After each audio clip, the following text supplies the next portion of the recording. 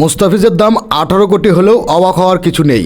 আসন্ন আইপিএলে কলকাতা নাইট রাইডার্সের হয়ে খেলবেন মুস্তাফিজুর রহমান। নিলাম থেকে তাকে 9 কোটি 20 লাখ রুপিতে দলে ফেরায় দলটি। আইপিএল এর নিলামে বিক্রি হওয়া বাংলাদেশের মধ্যে এটাই সর্বোচ্চ। এর আগে 6.5 কোটিতে বিক্রি হওয়া মাশরাফি বিন মুর্তজা ছিলেন এই তালিকায় শীর্ষে। তবে জাতীয় দলে আরেক পেসার তাসকিন আহমেদ মনে করেন মুস্তাফিজের দাম 18 কোটি হলেও অবাক হওয়ার কিছু নেই। সিলেটের সোমবার ঢাকা ক্যাপিটালসের শিবিরে যোগ দিয়েছেন তাসকিন। ছেলের অসুস্থতায় ছিলেন না প্রথম ম্যাচে। গত সোমবার অনুশীলন শেষে নানা বিষয়ে কথা বললেন তাসকিন।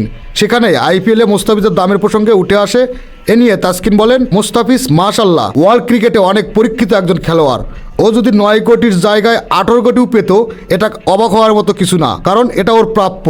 ও মাশাআল্লাহ প্রুভেন এবং আইপিএল এর অনেক ম্যাচ খেলেছে, ভালো করছে, ফলে এটা আমার কাছে সারপ্রাইজিং না। আমি মনে করি ফিস আরো বেশি ডিজার্ভ করে। আশা করছি এভাবে যদি হইতে থাকে আমাদের সব প্লেয়ারদেরই কদর বাড়বে ইনশাল্লাহ। সম্প্রতি বাংলাদেশের পেসাররা একাধিক বিদেশি লিগ খেলছে।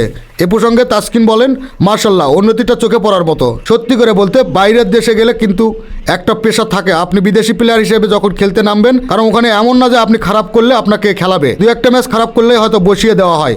সব মিলিয়ে আমি মনে করি যে এরকম লিগ আমরা খেলতে পারলে আমরা অ্যাপ্রুভ করতে পারবো ইনশাল্লাহ। খেলাধুলার আপডেট নিউজ পেতে চ্যানেলটি সাবস্ক্রাইব করে সাথেই থাকুন।